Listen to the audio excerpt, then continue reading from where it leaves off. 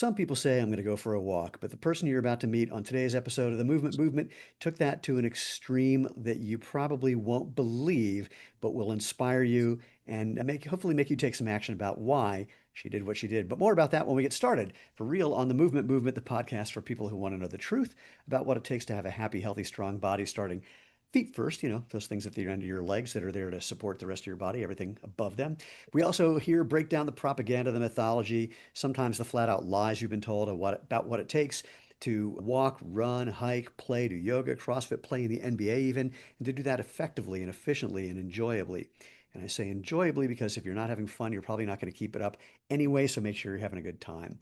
I'm Stephen Sashen, co-founder and chief barefoot officer here at Xero Shoes, and we call this the Movement Movement because we are creating a movement that involves you, more about that in a second, about natural movement, letting your body do what it's made to do and not getting in the way with some things that are artificial that probably cause problems that they sometimes claim they are there to cure. Now, here's how you can get involved. It's really easy. Go to our website, www.jointhemovementmovement.com. Nothing to do when you get there. You don't really need to join. That's where there's previous episodes, all the places you can find the podcast, all the previous, I said previous episodes, all the places you can find us on social media. And basically, you know what to do. Give us a thumbs up, share, like, leave a review. The gist of it, you know how it works. If you want to be part of the tribe, just subscribe and spread the word. So let's get started. I'm very happy to have our guest here, Dr. Judy Benjamin. Judy, do me a favor. Tell people who you are, where you were, and what the hell you're up to. I love it. Thank you, Stephen, for that introduction. I'm so thrilled to be here with you today. Well, I am actually in Tallahassee, Florida. I'm just outside of Tallahassee. My name is Judy Benjamin, which you're correct in saying. And back several months ago, I decided April 5th, I started out on a little walk from San Diego, California to Florida. And I just decided, you know what? I can do this. And here I am, 2,600, I turned 2,600 today, 2,600 miles later, all on these. Xero Shoes. Well, I've gone through a few, as you know, but these Yeah. these are my current daily favorite, and I have not worn any other shoes other than these. I will tell you that I love them. But I wanted to do something different because two reasons. My mom passed away from Alzheimer's about 20 years ago. And in those days, there was absolutely nothing. I mean, even today, people will just give you a diagnosis and say, get your affairs in order, and that's it. And she sadly took about 20 years that she finally gave in to the disease, or the disease finally got her, and she passed away. And so I kind of want to honor her by calling attention to the fact that there now are things you can do. And I'm not saying that everybody can cure Alzheimer's and that you can reverse it 100%. I'm going to tell you, if you are interested, I'll tell you kind of how I did it. But so that was part one of my reason. Part two of my reason is that I myself was diagnosed with early Alzheimer's 13 years ago. And I knew it was coming because I started getting all the symptoms. I won't go into it right now, but I was having the classic symptoms, the same as my mom had. And I was absolutely devastated. I said, I cannot put my family through this. I know what's ahead. And I was just incredibly depressed. A very good friend of mine happened to know Dr. Dale Bredesen, who's a neurologist out in San Francisco. And she said, Dr. Bredesen is working on a theory for reversing the cognitive decline in dementia. Call him up, go see him. So I did. She called him, actually made an appointment. I flew from New York out to San Francisco and spent about 2.5 hours with him. And he told me what I could do to start reversing basically it's inflammation in your brain, but a lot more to it than that.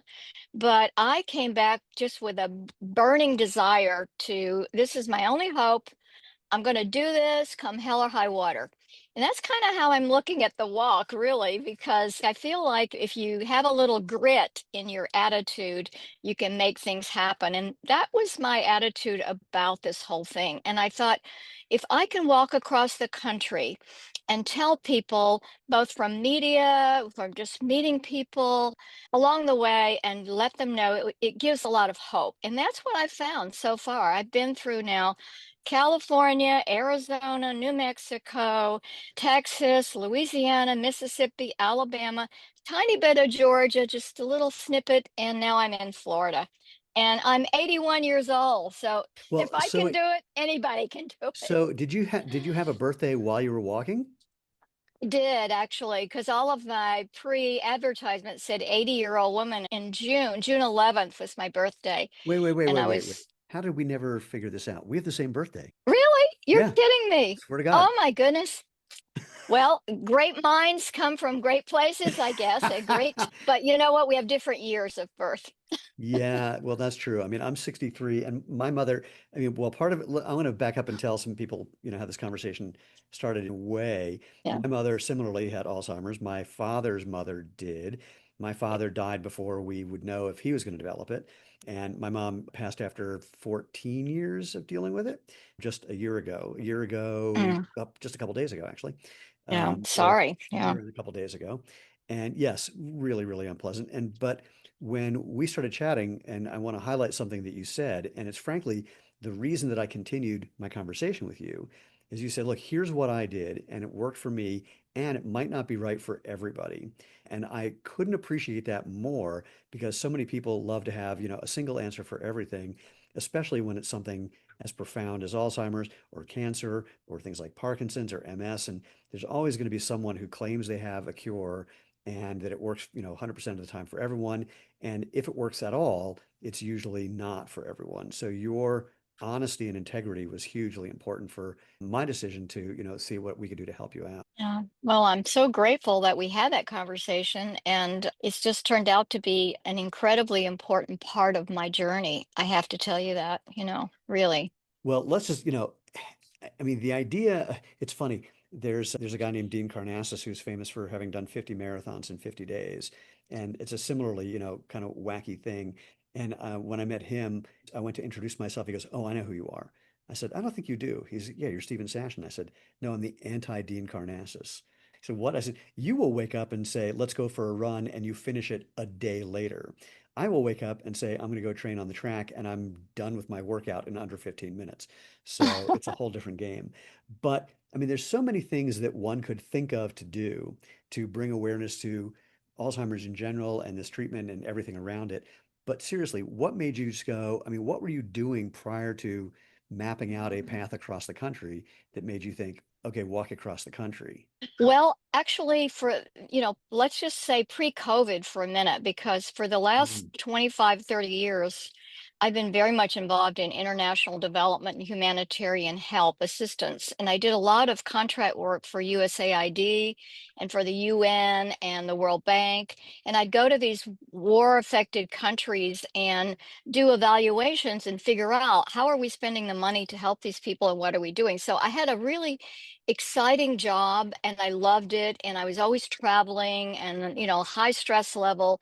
And then when COVID happened, my last assignment was in Afghanistan. So I had come back from Afghanistan, I was writing up my report, and then no travel. And so I did a bunch of stuff then during COVID. I became a contact tracer with the DC Board of Health and kind of kept myself really busy. But as all of that passed, thank goodness, and we're now in, more or less in some sort of new normal, I just found that I am a board certified coach, a health coach, and I love working with people and trying to tell them what I've done and guide them and help them. I love that.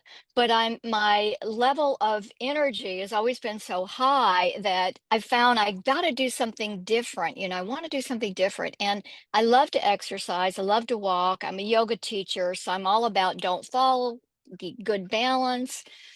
And I don't know, it just kind of hit me one day. I thought, I think I'm just going to walk across the country.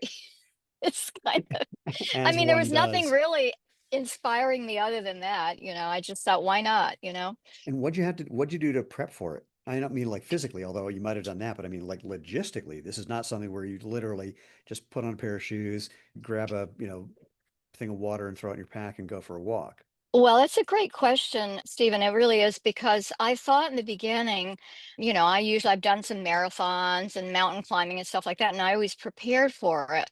But I thought, how am I going to do this? So the first few weekends, I mean, after I had this idea, I would put a backpack on, get my water, and I would just say, how many hours today can I walk and feel comfortable walking? Because I had never walked that length of time, and it's different from a marathon because there you're trained and you know it's going to be X amount of time based on your speed.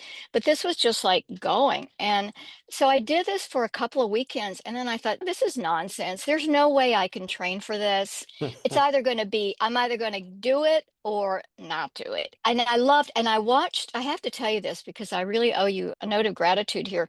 I watched your YouTube on how to walk and Mm, different ways of walking, uphill, downhill, how to place the foot. And I honestly didn't really know that before. I hadn't thought about, how to place your heel, how to align your shoulders and your hips over your knees. And so I thought, well, I'm going to try this. So I would go out practicing. I'm thinking, I watch your video, so I'm like going really crazy, kind of slow with it until it became a natural rhythm for me.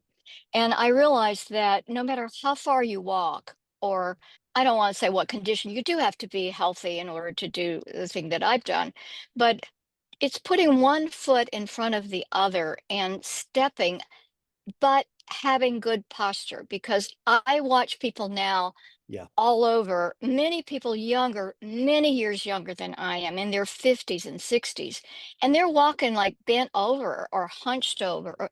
And I want to go over and like press them into shape. I don't, but because for me, even if I get tired, I say, okay, straighten up, put that string up here, get that straight line, and that cuts down your fatigue. At Yeah. least it has for me.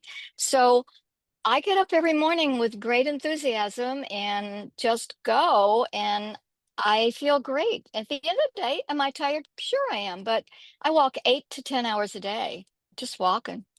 And what have you done for just backup support along the way? I mean, before you even get there, like, how'd you plan the route? Because there's some sections of that where, there's just like nothing for a long time. Tell me about it. I thought I would die before I got out of the state of Texas. I think it was 3 months. I mean, at least 2.5 months in Texas. And I went the southern route. I'll tell you why in a second.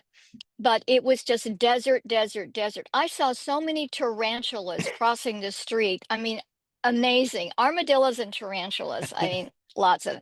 But the way I planned it basically is I used the Adventure Cyclists Association's mapping for cyclists Mm, because, as you know, many people ride the bike across and they've got three primary routes coast to coast. They've got a northern, a middle, central area, and a southern. And I decided on the southern because I calculated the distance, and that in a straight line from San Diego to St. Augustine or Jacksonville is basically the same, was the shortest route. And I thought, well, I'm not trying to prove the longest route. I wanted to go that route. And the other part of that decision was I didn't want to go through the Rockies when it was really icy or cold, much more of a hot weather person. And I made that decision. There were days in Texas when I thought, you are stupid. You should have gone here. yeah, But I take a sauna every day at home, and I have a sauna in my home, and I'm used to hot temperature, yeah. and it really didn't bother me. My drivers for my support vehicle they were complaining a lot, but for me, it was not that bad. But I, so I, the planning was the bike maps, and yeah. then I have a small RV that goes along, not next to me, but I leave them in the morning, and 2 or 3 hours later, they'll catch up, give me fresh water, a snack, change of shoes. Sometimes I switch out my shoes, and especially if it's rained or anything, and then I go another 2 or 3 hours, and that's how we do it. What are they doing while you're walking and they're just hanging out in the RV? I don't know. That's a great question. I think maybe watching videos. I don't know. No, Uh, actually, I'm being a little facetious because it depends. I was very fortunate because I had two filmmakers in the beginning. One of them was Mike, and he's a very talented filmmaker. He was with me for a while, and he would be editing and working on other films that he had done. And then my next driver was Fabio, and he was a drone pilot, a really talented drone pilot. So he would fly the drone or, chat with his friends. And I've had a couple of my girlfriends along the way, and they've done, read books or done photographs.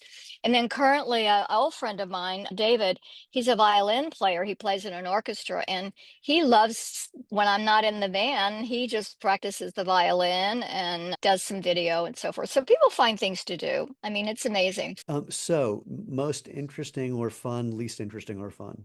Of what, the whole trip Yeah. or? Yeah. Pick events that stick out of your mind. Because I mean, I'm partly, I'm also just imagining, I'm imagining two things.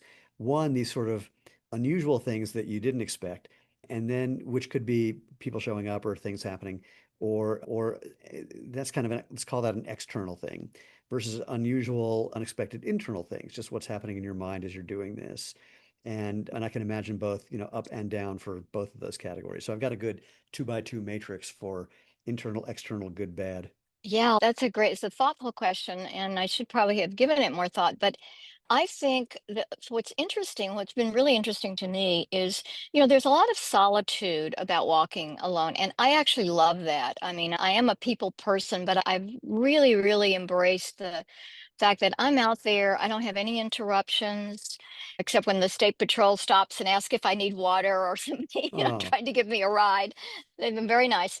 But I'm thinking, and what has happened to my brain in that sort of quiet solitude is that I've had memories come back from my early childhood. I've remembered things that my parents said to me that I'd totally forgotten about, or my sisters or friends that I knew. And it would just like come to me. And I thought, wow, that is a gift that that being in a peaceful state and the rhythm of walking, putting one foot in front of the other. And to me, it's very therapeutic. So I love that.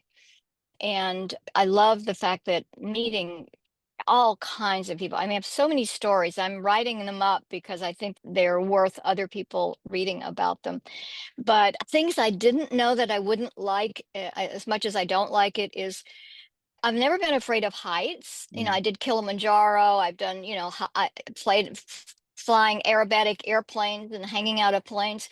Never had a feeling of height, but it's going over all of these long causeways with the bridges and the trucks go and they vibrate and everything. And I look over at the water and I think I got to a point where I really don't like that. It really gives Mm. me like a weird physical queasy feeling in my stomach. And I don't know what that means, but it's something that I've developed on the walk. You should watch videos of like those Nepali and Tibetan buses that are going up the Himalayas, on a road that is barely wide enough for the bus. And sometimes they're like having to, put wheels up on the mountain itself to fit. And that'll just desensitize you because that stuff is insane. And I and know. yeah, that's crazy. So any people show up to like walk with you, or any fun people that you ran into that you didn't imagine bumping into, or conversations? I imagine that there's also like three or four questions that anyone who bumps into you asks nonstop, and you have to have, your favorite answer for that without making you want to punch somebody, including yourself, in the face for saying it. Well, of course, everybody wants to know, like, they're usually very amazed and they find out how old I am. And then they want to know, like, why are you doing this? That's the big question. So basically, answer it in a shorter form that I answered with you. But the kind of people, I mean, I've met some really interesting people. I just think of one of the funniest things that happened that was, and it's getting close to Halloween, now it's in October, but I've spent a number of nights in the Walmart parking lots because I'll be in places that don't have a hotel or motel, Yeah. and I figure, well, I'll just sleep in the RV. And so I've got an extension on the back of the RV that's a rectangular thing with a black zippered bag that I put extra stuff in. And it's kind of like humpy shape like that. So somebody called the police on me in Walmart's because they said I was carrying a body in the back of my vehicle. And the police came out, and this really nice officer, his name was Moore, and he was just delightful, it turned out. But he said, "Ma'am, I'm going to have to ask you to open that in the back because," and when I looked at it, I thought, yeah, it kind of looks like a body. It's got like feet here. I thought, and so we laughed. So I opened it up and showed him and let him know that I didn't actually have a body. But I thought that was so funny that people were seriously enough to call the police and say I was carrying a body. Well, once But he checked you out and proved that you didn't have a body, now you have the perfect place to hide a body. I know. It's that time of the year. But just kind people. I've had people walk with me to answer your question and just write to me on, I have Instagram and Facebook and TikTok and all of those. And when I can, I don't get to answer everyone and I don't actually have the time to, I will eventually, but I haven't had time to answer everyone. But they'll want to meet me. And I still have people meeting up in the next couple of weeks. I'm finishing up November 15th, and I really need to drag my feet a little bit because I'm kind of going to get there a little sooner, but that we kind of had to pick a date so that we Right. could have a little media coverage and that sort of thing and get my family down to go across I put my toes in the Pacific Ocean. I want to put my toes, maybe my whole body in the Atlantic Ocean when I get there. So that's kind of my goal. But yeah, it's just been an incredible journey. The people who've walked with me have been great. I've had a few things like the hill country of Texas where they had the flooding, Mm. so bad. And I was supposed to walk right through that area. And when we got really close, I went into one of the local sheriff's office and we looked at the maps and I got their advice. And I was told, no, the river's up 12 feet, the road's closed. So I basically had to modify based on that. And now it was sad because so many people were really, their lives were really badly affected by that. And yeah, and I went through the Apache reservation, which was huge, is huge. And the people were just so fantastic coming out to me and, saying prayers over Wow. me and blessings over me. And that was really, really a treat. I didn't realize how many people have dogs that are not kept, like in the fence. And so that's one thing I've been really kind of experimenting with. I love animals and I'm not afraid of dogs. And I do have walking sticks that are metal. So I had 5 dogs in the Apache reservation area come out, big dogs. And we're not Yeah. talking like little ones, big dogs, and they always have like a lead dog and they kind of circled me and they get closer and closer and I just did this sort of swirling dance with the thing and clanging them together, and I think the dogs looked at me and thought, what is she crazy, they said we're not going to bother her. So I haven't been bitten, and I hope I don't. I bought a box of dog bones, the milk bones, because I figured I could at least throw them some bones and maybe that'll distract them. But I've had more episodes with dogs than I care to mention. But so far, I'm on the winning side of that one, and it hasn't Good, been too good. bad. I had an ex-girlfriend who complained to me one day, you just treat all dogs like they know you and like you. I said, yeah, because they do. I'd never had an experience otherwise, so I'm going to stick with it. And worked out so far, so good. So where exactly are you finishing up? Well, the plan is to finish in St. Augustine. Okay, and you said the Uh, 16th? on the 15th, 15th. Saturday the 15th. There, there's a possibility that we may go up to a beach about 25 miles up the coast. And the reason being that there's a special annual event that's going to take place starting that day called the Festival of Lights, Mm, which they do every year. And I didn't realize that. And it's going to be a pretty congested traffic and road closures and things like that. So we just are discussing it now. It'll either be St. Augustine or the beach right outside of St. Augustine.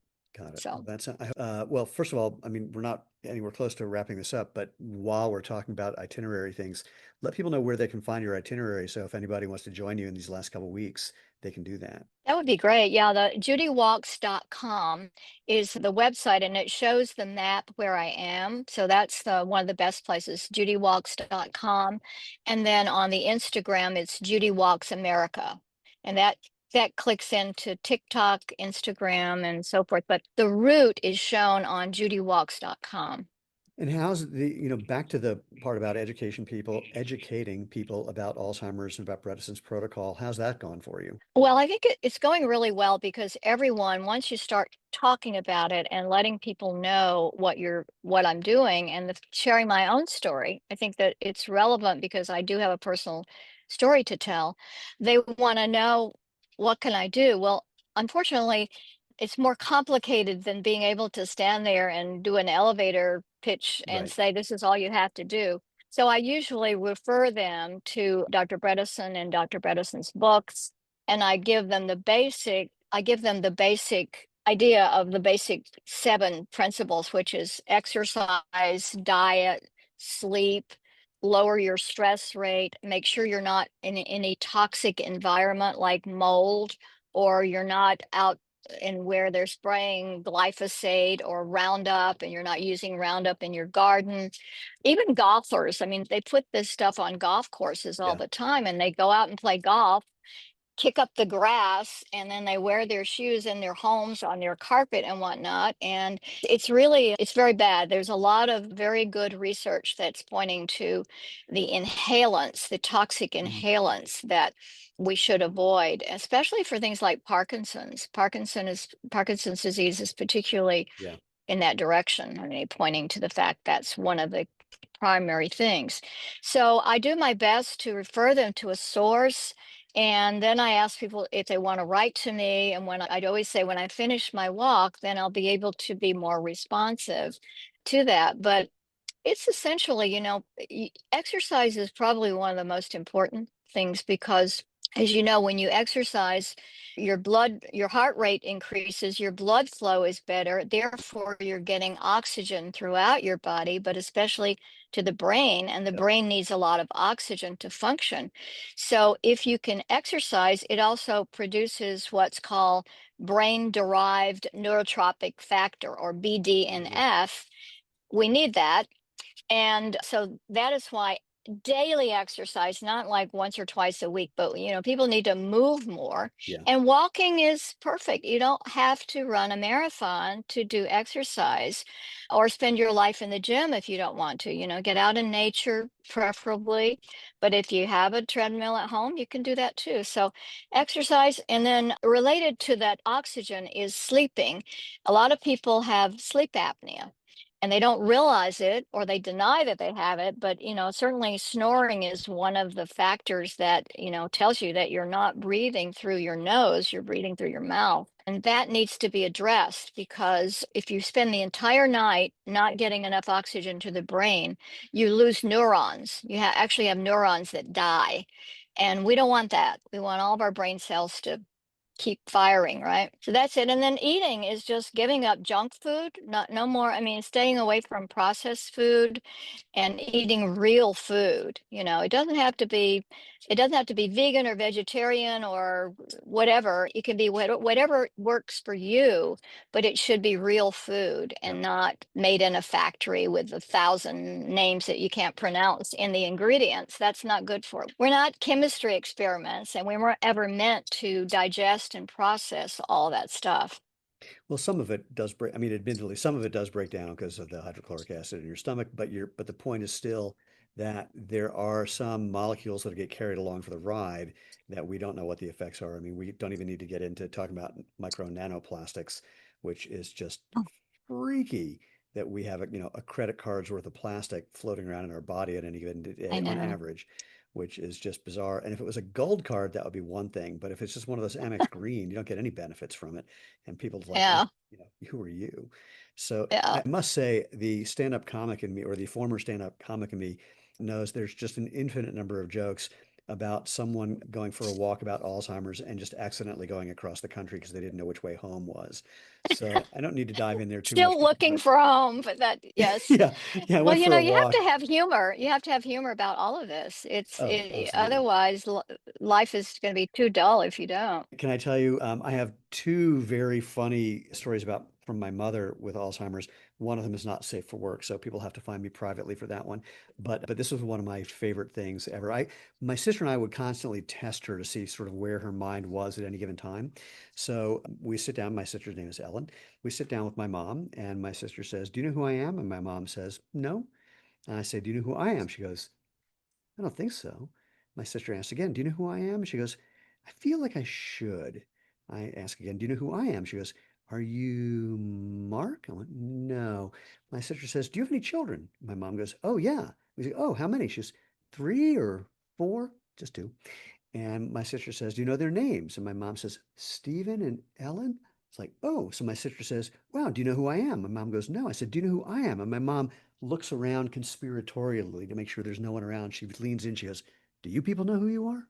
That's a great story. I love that. Oh my I God. love It that. was, I realized I was my mother's child in that moment because as her mind was disappearing, the only thing left, everything she said was an attempt at a joke. Sometimes it Mm. was, sometimes definitely wasn't. But clearly that was the goal. And I was like, oh, okay, yeah, I'm just her turned up to 11.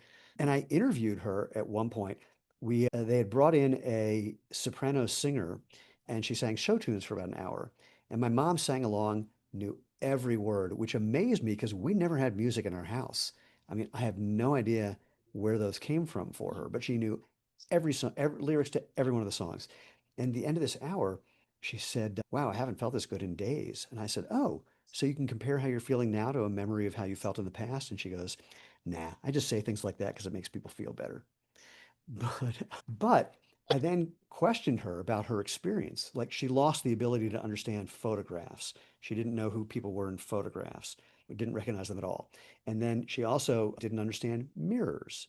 So she complained about how there was a lady in her bathroom who just wouldn't shut up, which I thought was Wow. hysterical. So Yeah, I yeah. just asked her about her experience, and I couldn't tell if some of her answers were an accurate representation or just the mind making up stories to come up with an answer to the question. But if you Hmm. didn't know I was speaking to someone with late stage Alzheimer's, this could have been someone's guru. I mean, it's like, so, do you think about what you're going to do tomorrow?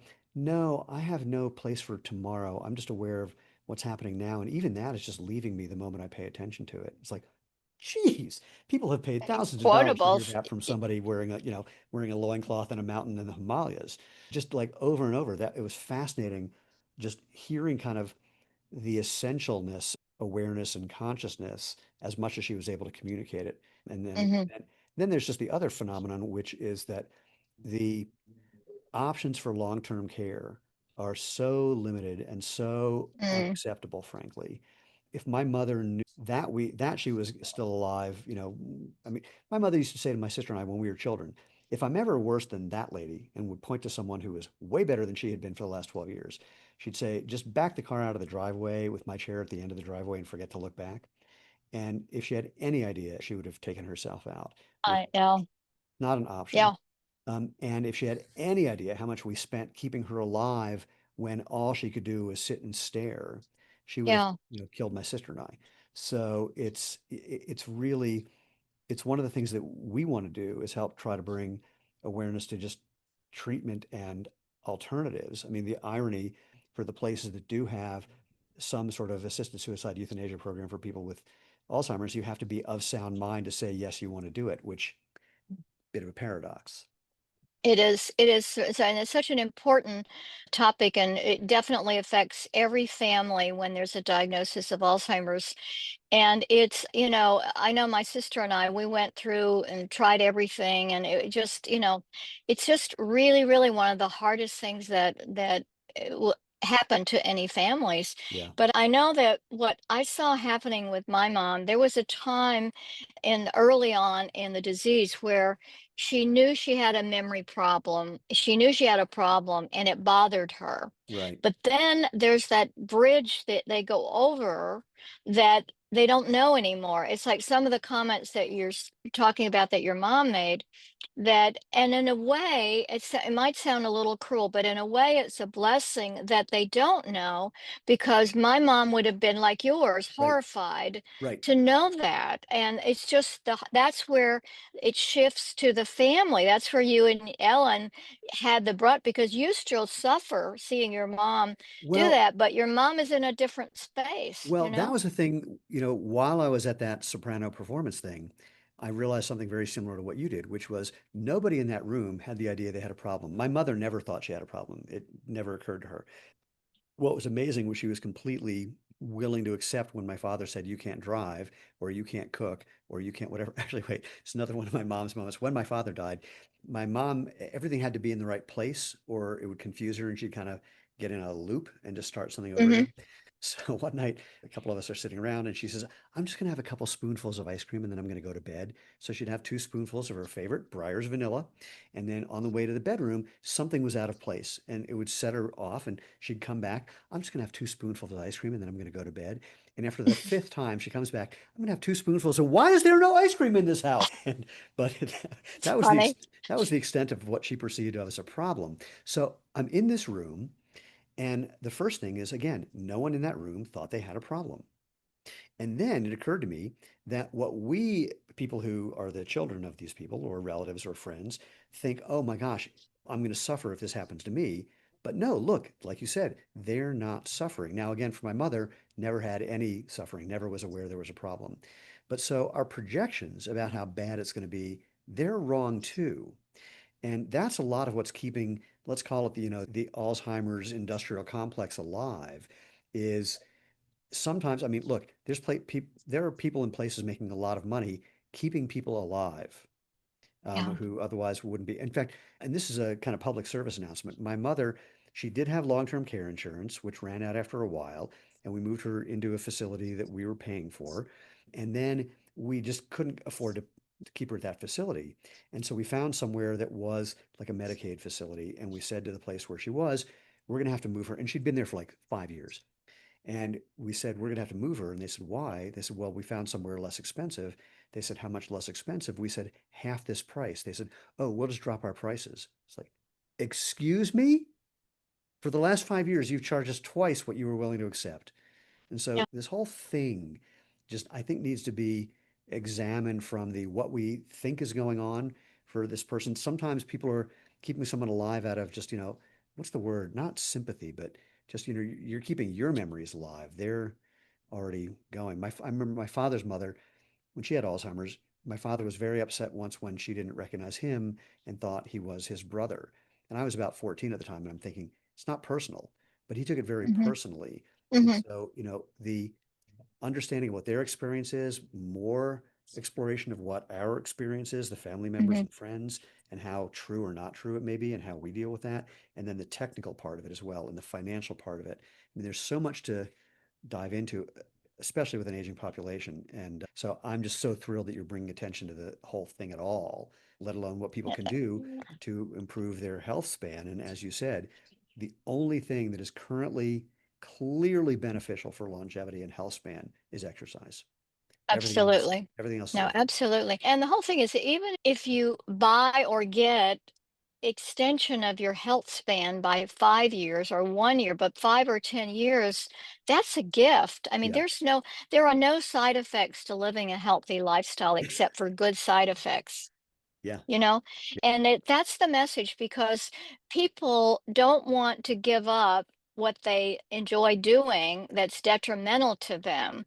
And that's when I said in the beginning about having grit, Yeah. having the willingness to do what's necessary. And I remember reading years ago something to the effect, I'm going to misquote it probably, but successful people do things that unsuccessful people aren't willing to do. In other words, you keep showing up to do what you need to do, and sometimes it's hard. And, Yeah. if I'm talking to people who have a real sweet tooth, for example, and they want to eat a lot of sugar, sugar is the neurotoxin. I mean, if you have so much of it, it's just not going to be good for your brain, for your blood pressure, for anything.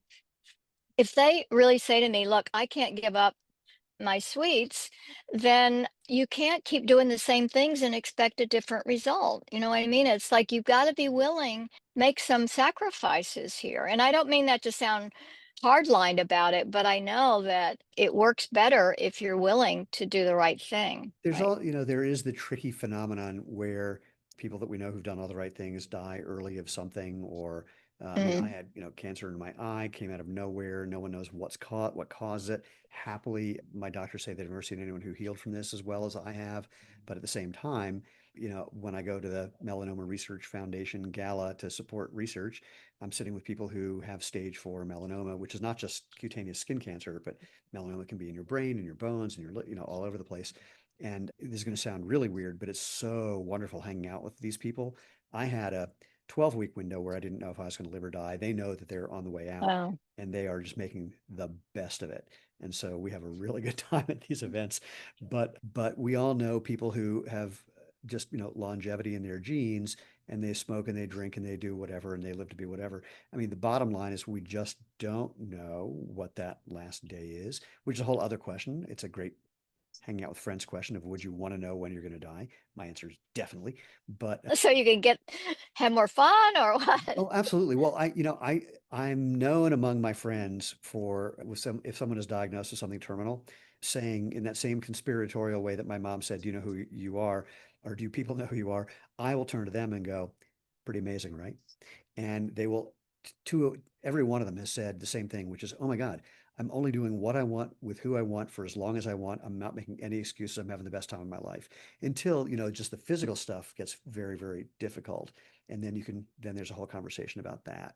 And the humor part, you got to choose your battles on that one. My wife's nephew had an inoperable brain cancer. And at one point, Mm. like halfway into it, the whole family was being very morose. And I just said to him, actually, it's a good thing that you have cancer in your brain. And he goes, why? I said, well, it's not affecting a part of your body that you ever use. And once he Did he cracked up, laugh? yeah, once he cracked up, everybody was cool with it. But the point is, there are things that we know can have a demonstrable impact now, even, and whether the cards are so that as soon as you finish giving up chocolate cake, you're going to get hit by a bus, or you can eat as much chocolate cake as you want, and the bus misses you every time. We don't know, but being judicious with chocolate cake. Not that I have a thing about chocolate cake, but being judicious, and not that I know where the best chocolate cake in the world is, D-Bar in Denver. But regardless, if you can't enjoy things in a way that allows you to enjoy the rest of your life, then that's problematic. So, Oh, I totally agree. And I never say to people, don't do anything ever yeah, because life, it's quality of life, really. You gotta enjoy your life and do them. But there's also a period at which you do have to figure out there's a responsibility for taking care of one's body. Just like if you have a yes, fine automobile. I love antique cars and sports cars and things. And I mean, people spend so much more time taking care of things like that, their yeah, boat or their car, than they do thinking about their own body and doing the exercise or, eating properly or making sure that, and that's the message really. It's not like you have to be a teetotaler constantly no. all the time. Well, even what you said about Bredeson's protocol and when I read about it, the vast majority of it is just straight common sense.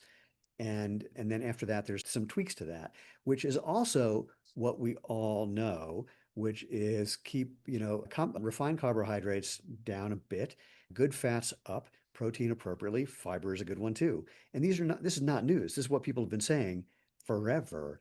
But we just, to your point, I think part of it is that we've become so detached from finding and preparing and enjoying food that comes from, food that it seems more complicated than it actually is to get enough protein, to get the right kind of fats, to get enough fiber, et cetera. And there's ways of doing that are enjoyable enough that becomes your default rather than something that you're forcing yourself to do. Now, the exercise thing, I will confess, is especially as we get older, finding the thing that you like to do that works for your body and your psychology could take a bunch of experimenting. There's no question about it.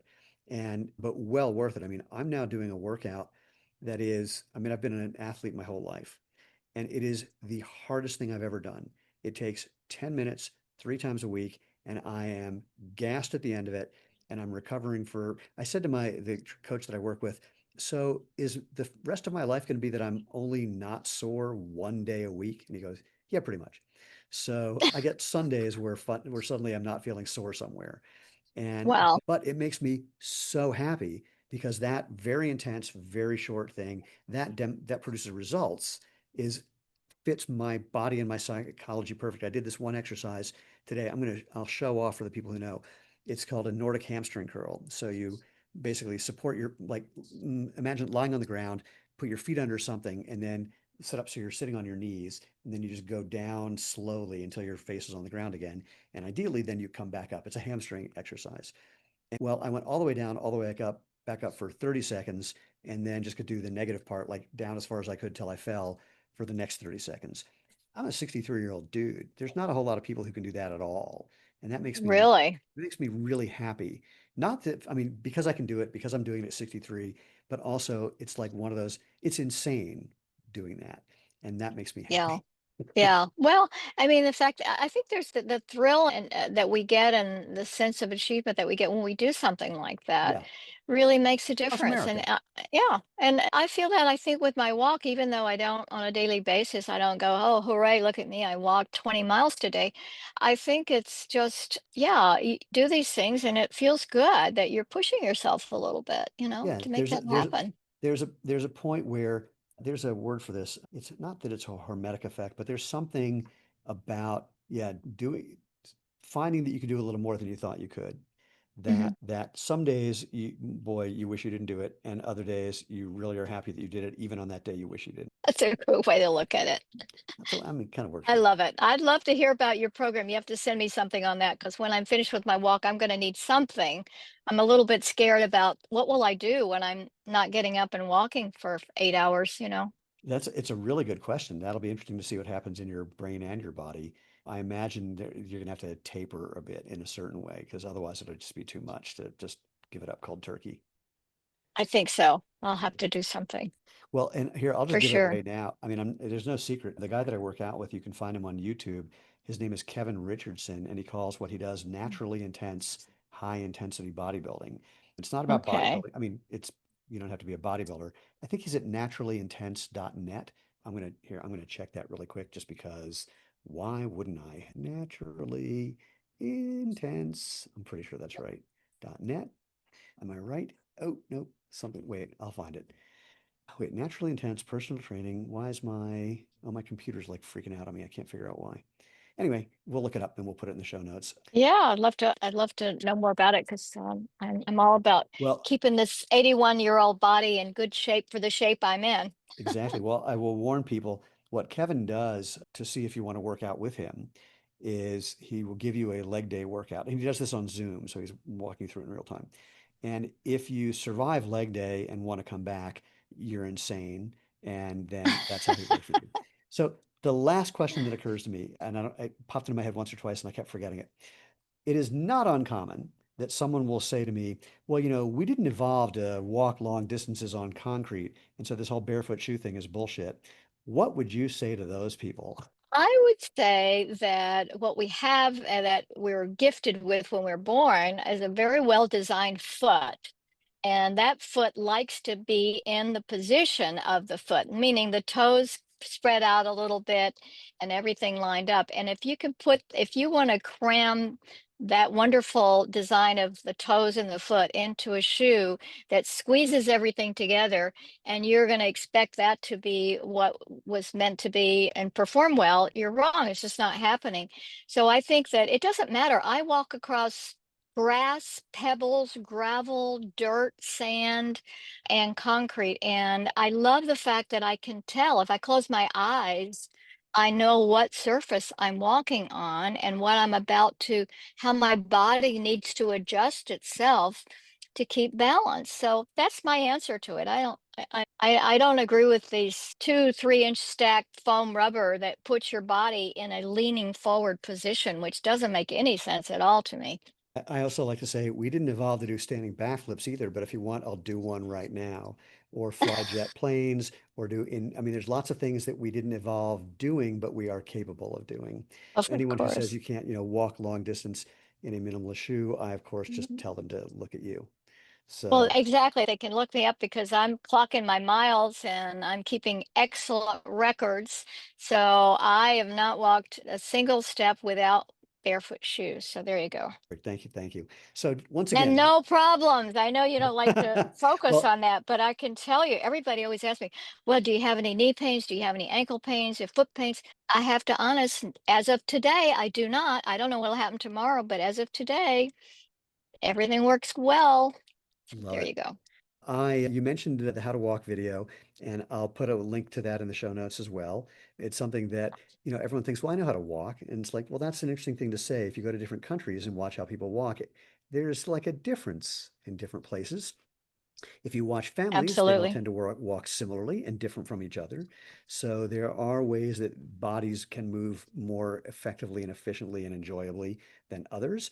And but we can habituate to things that are not good, and then we just lose the ability to recognize how not good they are until we discover something that feels better. And like you said, it takes a while just to get that in your brain enough that your brain goes, that's the default.